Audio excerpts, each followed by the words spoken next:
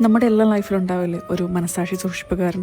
അങ്ങനെ എൻ്റെ ലൈഫിലുള്ള ആ ഒരാളുടെ കാണാൻ വേണ്ടി പോവാണ്. എല്ലാ പ്രാവശ്യവും നാട്ടിൽ വരുമ്പോൾ മുടങ്ങാതെ പോകാറുള്ളതാണ് ഗുരുവായൂർ. പക്ഷേ ഈ തണുത്ത ഗുരുവായൂർ ട്രിപ്പിന് ഒരു പ്രത്യേകതയുണ്ട്. ഞങ്ങളതേ 1 മണിക്കൂറിൽ പ്ലാൻ ചെയ്ത് അന്ന് തന്നെ രാത്രി പുറപ്പെട്ടതാണ്. പ്ലാൻ ചെയ്ത് പോകുന്ന യാത്രകൾ മനോഹരമായിരിക്കും എന്ന് പറയുന്ന പോലെ ഇത് ഭയങ്കര അടിപൊളിയായിരുന്നു. എനിക്ക് നന്നായിട്ട് തൊഴുവാൻ പറ്റി എന്നുള്ളതാണ്. ഭയങ്കര തിരക്കുണ്ടായിരുന്നു. കാരണം ഞങ്ങൾ പോയത് മെയ് 1 അന്ന് അവധി ദിവസം ആയതുകൊണ്ട് തന്നെ നല്ല തിരക്കായിരുന്നു. പക്ഷേ സന്തോഷമായിട്ട് തൊഴാൻ പറ്റി. എപ്പോഴാണ് ഞാൻ ഗുരുവായൂരപ്പൻ്റെ ഒരു ഫാനായതെന്ന് എനിക്ക് അറിഞ്ഞൂടാ. പക്ഷേ കുറേ നാളായിട്ട് അത് അങ്ങനെ തന്നെയാണ്. ഞാൻ കാനഡയിൽ ഇറങ്ങുന്ന സമയത്ത് ഞാൻ ഒരുപാട് ആഗ്രഹിച്ചിട്ടുണ്ട് ഒന്ന് വന്ന് തൊഴാൻ പറ്റിയിരുന്നെങ്കിൽ എന്ന്.